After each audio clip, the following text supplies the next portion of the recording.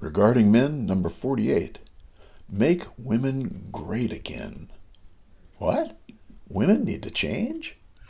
Welcome to Regarding Men, and I think this one is number 48.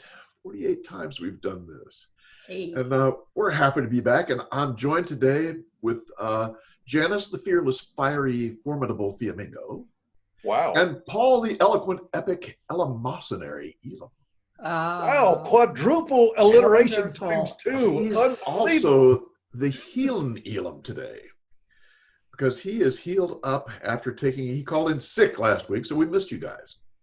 We missed you I was terribly. sick. But Paul's all better now, and we're all better, and we're here to talk about something very interesting. Let's just call it interesting. The 22 convention, I think they call it, Make Women Great Again convention. Make women great again. Well, I think every red-pilled guy would smile and say, yeah, I'd like to send some people to that one. You know, make women great again. And it's only men who are the speakers, which totally pisses off a lot of people, including this one woman, which we'll link below to with her little Facebook video about how she was pissed off about this conference. It also promises that if you take this course for $2,000, you can beat the competition and be the ultimate wife. I think my head has exploded. Has my head exploded? I feel like my head has exploded. I think, let me check my Fitbit. What is my resting heart rate? Oh, it's 9,000. This is the most ridiculous thing I have ever heard. First of all, how is a man supposed to tell a woman how to be the ultimate woman? Do you want to make sure that we're doing all your dishes and scrubbing your toilet and cooking you and serving you every meal and making sure that we bring you a beer the second you sit down and sit? Anyway, they've got they call it destined to be the mansplaining event of the century. Pretty good. And among these men are a couple that you probably know. Stefan Molyneux is one. Mike Cernovich is another. And then there's some I don't know. Anthony Johnson, Elliot Halsey, George Bruno, and Alexander Cortez. But I think at least two or three of those guys are fitness trainer types. Yeah. But they're all entrepreneurs. And they're going to give women a lesson. Now, what are they going to give them a lesson about? And the first is femininity and feminism. That's a no-no. Second, the war on motherhood. You should have as many babies as you want. In fact, I think they put it worse than that. As many babies as you can. Something like that. Beauty and obesity. Beauty and obesity. The first three, yeah. And the last one, the war on love and romance. And I'm not sure that we like that last topic, but the first three sound interesting. Where do we go with this, guys? Oh, Lord. Where do we go with this? Well, first, I got a little bit of self-disclosure here. I have had two interactions over the years with the organization's founder, Anthony Amazing Johnson. And if you assume there's something a little quirky about somebody who names themselves Amazing, my experience is there is a little bit off.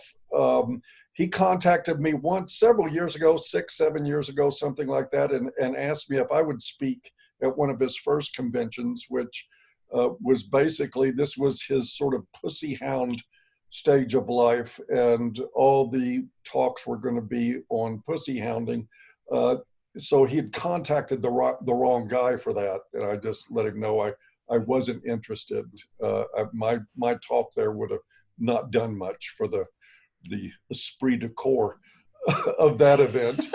And then I had another interaction with him just prior to the last ICMI, where he came on Twitter and was questioning why women were allowed to speak at a men's conference. And I got into a little brief Twitter spat with him about that, and noticed at some point and asked him if he had liked his own tweet. And he admitted that he had. His was the only like on his tweet. He had put that like on there, and he told me he had, and I asked him, why are you liking your own tweets? He said, because I'm amazing. So look, I get the premise of both sexes needing to improve. I think that's there's no dispute that, oh my God, we could talk for hours and hours about the shortcomings in how we socialize both men and women and what the standards are for them today. This is not the son of a bitch that I want to hear it from, to be quite honest with you. I guess I give them kudos for making the effort. I think Stefan is probably the best speaker they have. I think he's a very sharp guy. He's great. And probably has a lot of good things to say. Mm-hmm. But this is basically, to me, my impression, this is a conference that's for kids put on by a kid. And there's a long way to go with that. But that being said, I'm ready to participate in talking about the merits of the topic as well. Yeah, I think it's a good sign that there's even a conference that exists that says make women great again. Because women do need to be made great again. Yeah. You know, there's a lot of crap that's gone on that's taught women crazy stuff. Mm-hmm. And we do need something like that. Now, whether he's the right guy to do it or not, that's another question. But I was happy to see the title. And I'll be real curious to see if he sells any tickets. Because my guess is he ain't going to sell too many. Especially since they're $1,999 a piece. Wait, is there something magical about that last dollar? Yeah, it keeps it below 2,000. Yeah. That's down to marketing. Yeah. Well, I feel the same way. I hope they sell lots. Yeah. I think you can volunteer at the conference and get a reduced rate, and they have sales, and you can bring a friend, and there's lots of things. Does you that can do volunteering include making sandwiches? Yeah, I bet it does. Yeah. I mean, I'm willing to cut this guy a lot of slack. Me too. Partly because he's a young guy, right? And so he's jumped feet first into a hornet's nest, and but he's passionate about the subject. He wrote to me just recently because I had tweeted about the conference, about a nasty feminist article, dissing the conference, and he wrote, very kindly. So maybe that really predisposed me to. Oh wow, he's okay with you speaking now. It seems like it. Yeah. And he's interested in your feedback. So, yeah. He was very, very friendly, and I don't really have a problem with guys who bristle at the thought of a woman or various women speaking at a men's rights conference. I mean, you guys have made the choice to have women speak at the ICMIs, and I think that's the right choice, because what we got to do is turn things around. If we're ever going to turn things around, or at least speak to men about men's situation in society today, we've got to do it together. Women have got to be involved in that conversation, and the organizers of ICMI have made that really good decision, I think. But I really get men's anger about that, and an irritation, even like when I see sometimes guys being irritated beneath these videos, make that woman shut up, what's she doing here? Like, I don't take that personally, really, because I don't know, when I try to put myself into a guy's shoes and imagine hearing from women constantly about how they need to change, and how men need to be better, and men need to be allies, and men need to put women first, and men need to devote themselves to women's needs and desires and women's rights. I just think, I'd get to the point where I don't want to hear another bloody thing a woman has to say, even if it's in support of men's issues, and where I just wanted to talk to men. So, I'm not worried about that. I don't take that kind of stuff personally. I get that, Janice, but at the same time, I think it's important to point out the difference in women speaking about things that disproportionately harm men. Yeah. Women telling men who they ought to be and how they ought to be, because we would never have women at an ICMI telling men what they were supposed to be or how they were supposed to be. That's for sure. In the same light, we're not having a Make Men Great Again conference with women speakers. Right, Not that sort of thing. So I think that needs to be pointed out. You're right. Yeah, absolutely right, Paul. Yeah. Well, I think you're wise, Janice, that is, you understand their predicament and their I mean, I think I totally get it. Yeah, I think you do. I'd feel the same. I'd be angry every day, actually. I mean, you guys are way more even keeled than I would be if I were in that situation of the man today. But anyway, so I'm willing to cut this guy a lot of slack. I was kind of delighted, and maybe I'm reading a lot of the statements in the website promoting the conference as tongue-in-cheek a little bit, deliberately, playing with the lingo, the feminist lingo, the Trump nod, make women great again. I think it's still, maybe it's quite serious in some way, but I think it's also deliberately designed to make a lot of people's heads explode. Yes. It is doing that for sure. Yes. And I've seen the organizer, Anthony Johnson, responding with quite a bit of wit and good humor to some really nasty attacks that have been made, saying, thanks for helping us promote this conference. And I hope they get lots and lots of women signing up. And I think I guess, there's the question of whether women will pay to come and hear men talk about how women can improve themselves. But I think there is a core group of women interested now in hearing from men about what they want in a partner. We're at the point now where the pair bond between men and women is so deeply broken, and women have been talking for decades about what men need to do to change. So I think some women are willing to hear what men think about women and what women can do to repair family relations between the sexes. I hope so anyway. There are some. There absolutely are some. I mean, I have women in my audience, which speaks pretty loudly. Mm-hmm. Yeah. And sometimes it's really refreshing to hear men speaking honestly, even angrily, about what feminism has done to both men and women. Yes. So, to that extent, and a lot of women must recognize that, body positivity, as it's called, telling women they should get as fat as they want and somehow try to convince themselves that that's really good for their health, good for their self-esteem, etc.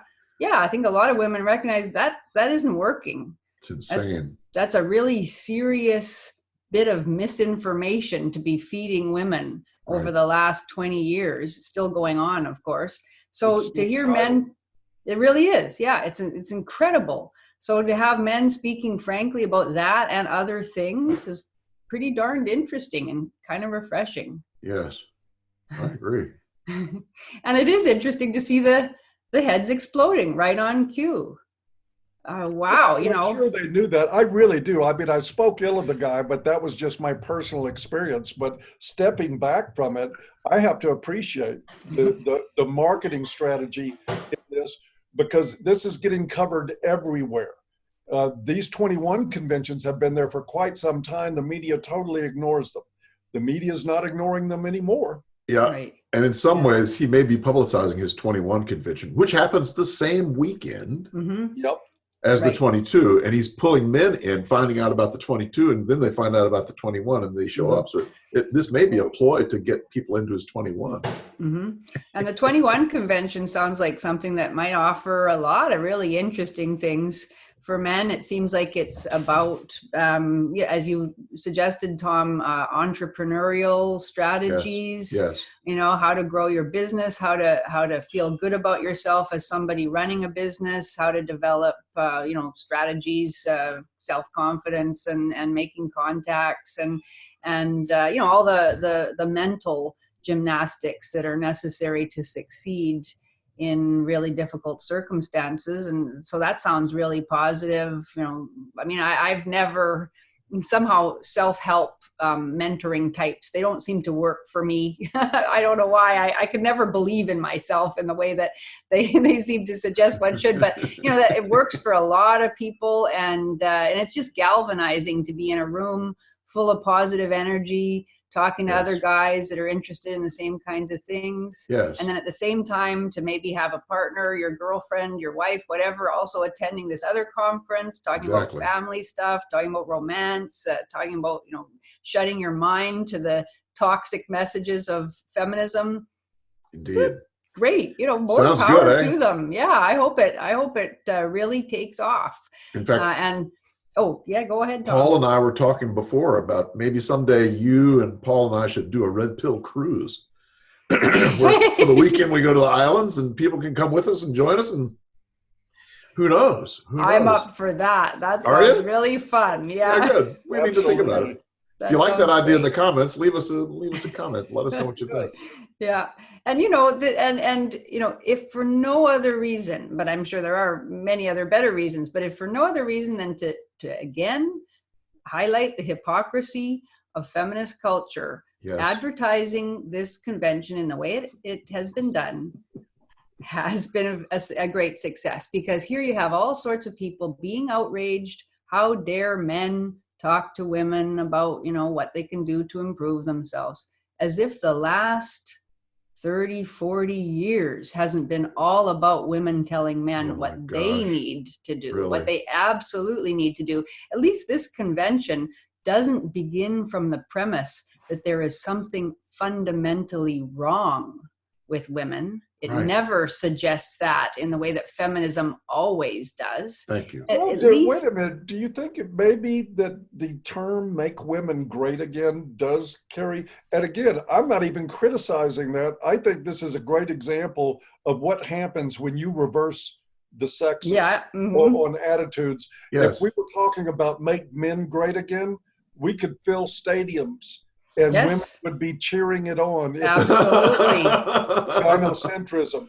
But you imply women actually have improvements? How dare you? I know. Oh boy. The outrage is, it's great. Well, I think the difference is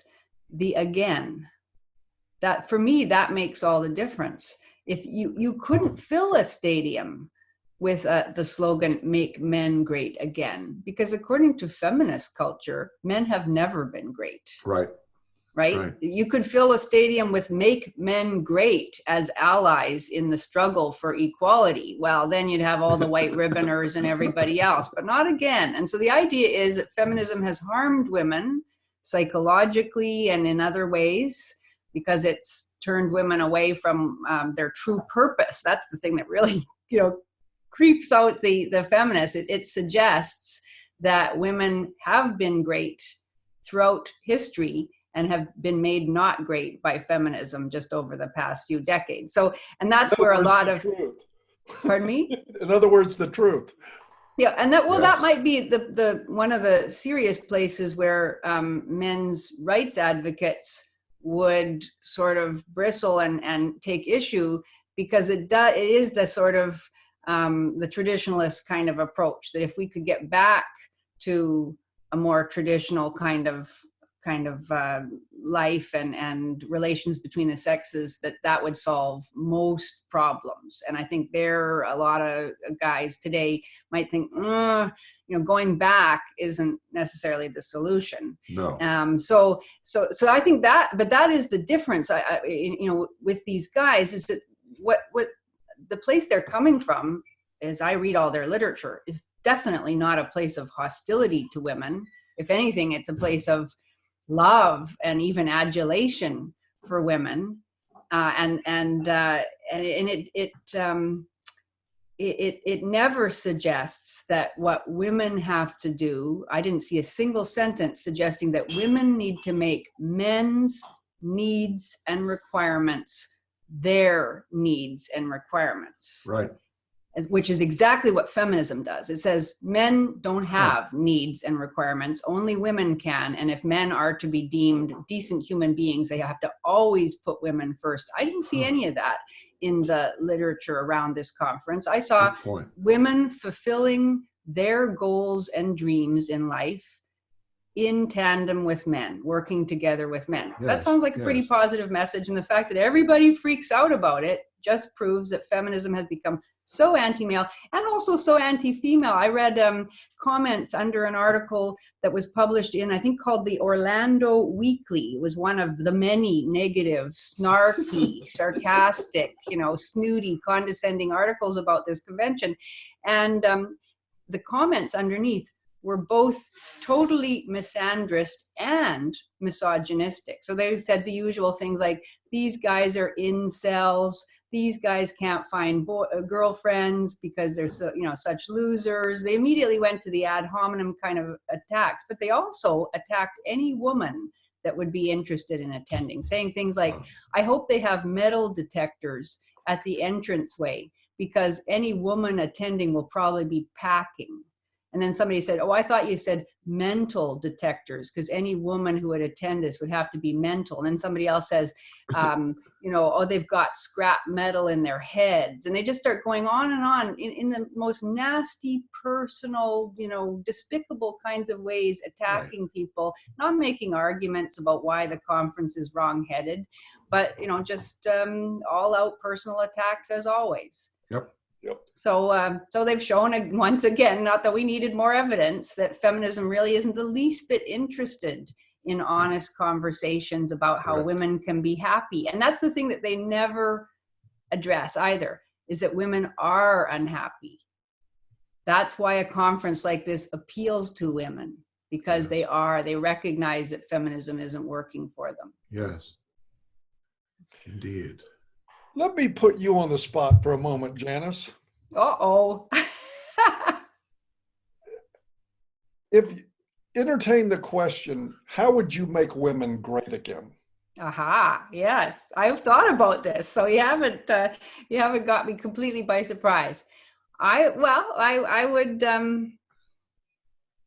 it's a whole video, but I think I would say women need to get back in touch with the part of themselves that's interested in being good and doing good in the world.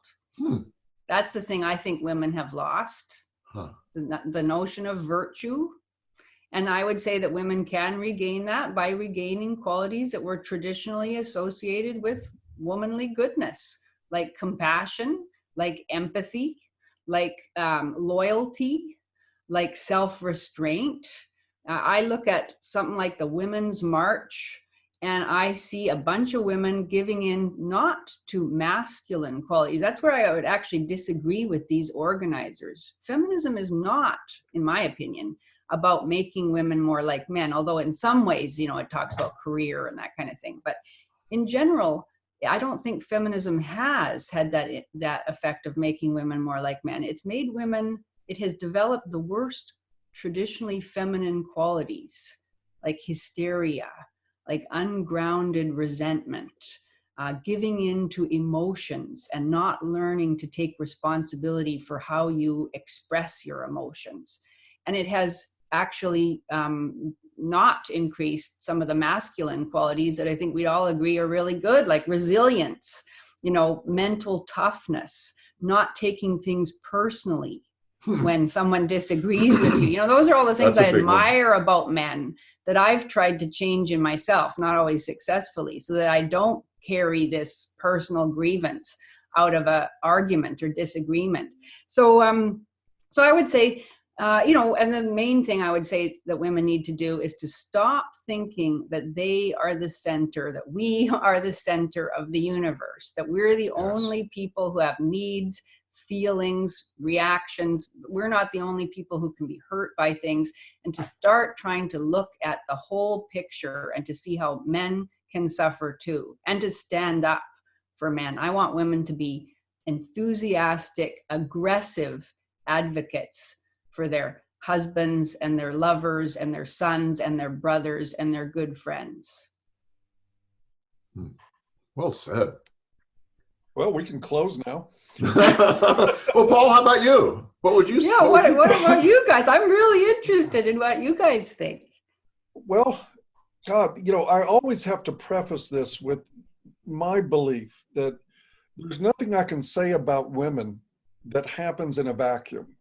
There is an interaction between men and women. And so any criticism I make of women, I can find how men enable that problem on the other side wholeheartedly and aggressively enable these problems. It isn't that men just tolerate some of these negatives in women, they breed them in and insist on them. And so I always say, please take what I'm saying with a little grain of salt, because I'm talking about both sexes. But the first thing I would do to make women great again is to disabuse them of the notion that they are oppressed victims and that men are their oppressors. That, Amen. I think, is the most hateful, toxic lie that has ever been spread among the demographic. And of course, this applies, there's so many men that believe this too. Yes. And it's a absolutely hateful, misery-inducing lie. Because Yes. how can women, if they are by their nature a victim class, and that men are their oppressors in life, how could you ever change that? It's a hopeless situation. And what it breeds in women is for them to give up, to blame their own personal shortcomings on patriarchy. Oh, I read an article not too long ago, a woman complaining that her smartphone wasn't designed for a woman's hand, and how that was, and smartphones needed to be redesigned. And this is like, oh my God, no wonder you people are fucking miserable. No Yes. wonder you're miserable. Everything in the world is out to get you. That's what you believe. Yeah. And when you think that way, when you believe that way, and I think personally, I've got a lot more reason as a man to see the world as hostile to me in this day and age. And I refuse to give in to that. I refuse to be a victim to that kind of mentality. Right. Exactly. And so that primarily ditch the victimhood. Ladies, you're not oppressed. You live better than 99.9% of human beings have ever lived in the history of mankind. That is the truth. It's an absolute fact. You have more freedoms. You have more at your fingertips than people have ever had. And yet you see yourself as oppressed, and you're in the streets wearing pink pussycat hats, screaming outrageous lies at the world to make yourself look like a victim. And I just see a whole class of absolutely miserable women, and I see a whole class of men making themselves miserable trying to compensate for that in women. Yes. And it's not working. So Well that's my 2 cents. Well Oh. said. Interesting. Excellent. Yeah. What about you, Tom? Well, How would you make women great again? I've really enjoyed hearing what you guys have to say. And I can tag on a couple of things. You know, the first thing would be, ladies, learn how to admire and respect the men in your life. You know, when I was a little guy, I'll never forget it. The mothers that I knew in the neighborhood I grew up in really knew how to respect and admire the men in their lives. I could tell. You could tell. They loved them and they admired them. And this is like fuel for men. It is literally like fuel. And the men would respond to that. And guess what, ladies? When you admire and respect the men in your life, he's going to open up. He's going to open up. He's going to tell you things he wouldn't tell you normally. So that'd be number one, is just, ladies, learn how to admire, and don't bullshit either. I mean, don't say something if it's not true, but admire and respect, because that's A, fuel for men, and B, it's going to get you what you want, because he's going to be much more open. He's going to be much more interested in helping you. You know, my parents, I'll never forget it. I mean, they would do things for each other, and it became like a cycle where, you know, they wanted to do more for the other person. This is a relationship. This is a partnership. Yeah, I'll put in this much today. Well, good, I'll do this tomorrow. It's like, this is what makes relationships go. And if you don't put that juice into the relationship, you don't go anyplace. And by not admiring and respecting men, you're dead in the water. You're just dead. The other thing I'd say to ladies is, ladies, look, you have been taught for decades now that all these differences between men and women are only due to socialization. So if men could just try hard enough, they could be just like you. Ladies, deep six that bullshit. That's not true at all. That is completely erroneous. And what I'd say is, do a little study. Find out how men are different from you. Find out how boys are different from you. In fact, the last book that I wrote is basically a book for mothers to help her understand how boys are different from girls, because she doesn't have the advantage of having A, grown up as a boy, or B, have any kind of educational or media help in understanding what boys are, because the media doesn't talk about boys and men. They don't talk about what makes them the way they are. And so women assume automatically, he's not like me. There's something wrong with him. He needs to be more like me. No, ladies, this is fucking crazy. It's deep six that shit. Start finding out how men and boys are different and love them for it. Nice. Boy, imagine that. Yeah, really. Yeah. That's the way it used to Yeah. be, though, Paul. One other thing, Mhm. just one other tidbit to add to this. Yeah. Ladies, when you make a sandwich, I knew the sandwich was coming. I had to come. put some salt on the tomatoes, just a little hint of salt on the tomato. Really does Love it. lighten up the sandwich a lot. So if you get that straight, you'll be okay. And extra mayo. Oh, that's lovely. Oh, you guys are great. The last thing I wanted to say too about my only criticism in a way, and I might be wrong about the conference even because of course I don't know what all the speakers are going to address, but my only concern about a conference like this really, I don't have any problem with men talking to women about how they can, be better, be more attractive, be better mates, etc. But the whole conversation, it sounds to me like it's mainly personal, and that's fine. But it seems to me as if it sees feminism as primarily a force that has infected women's minds, which I think is true. Yes. But it doesn't really take into account the way that feminism has radically transformed the larger society, has changed law, public policy, all of that. And so this means, and Steve Brule said this once to me, and I think it is profound. It means that in every personal relationship, no matter how good and how loving, the guy has to know, if he knows anything about what's going on in the world, that the woman has a loaded gun in her bedside table, and she can use it with impunity. And that's, of course, false accusations, calls to the police, all those kinds of things. And he said, how can you have a relationship, even if you really both love one another, how can you have a relationship that really is full of trust when the guy knows that that woman has the gun? She may never use it, of course. Most women don't, but she can. Every woman can. I think Karen put it that way. And all she has to do is threaten to use it once, and the whole rest of the relationship is going to be shadowed by his awareness that she's aware she's got it too. He, of course, can do bad things too. We're not saying men don't do bad things to the women, but he can't do it with impunity. He can't do it with state backing and approval and applause from the wider society. And so that's that's why we have to also not only talk about individual transformation and being better to one another, but we have to talk about changing the laws. Yes. And the culture. A whole other.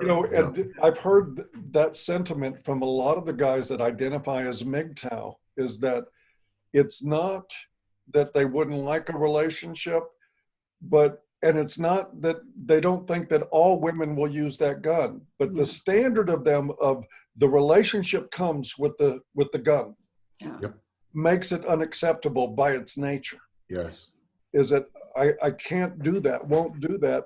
And it is impossible to logically refute their thinking. Exactly. On that. Exactly. They're right. Yeah. They're absolutely right.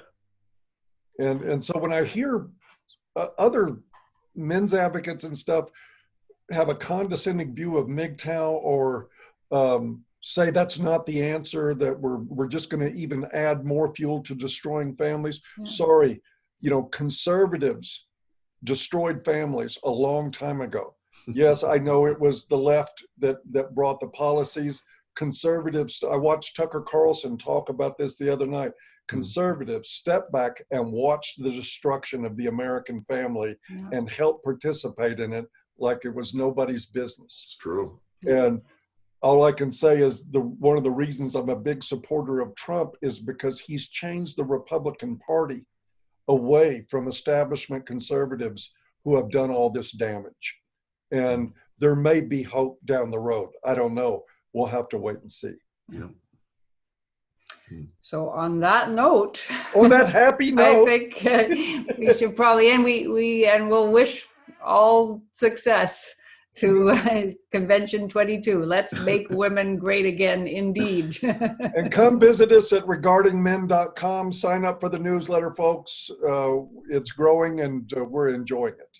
And let's plan our red pill cruise. Yeah, what do you Let's think, do it. Janice? I love it. Sounds like fun, eh? Sounds like a winner to me. That's good. So you all take care. We'll see you next week then. Bye-bye. Bye-bye. Bye-bye.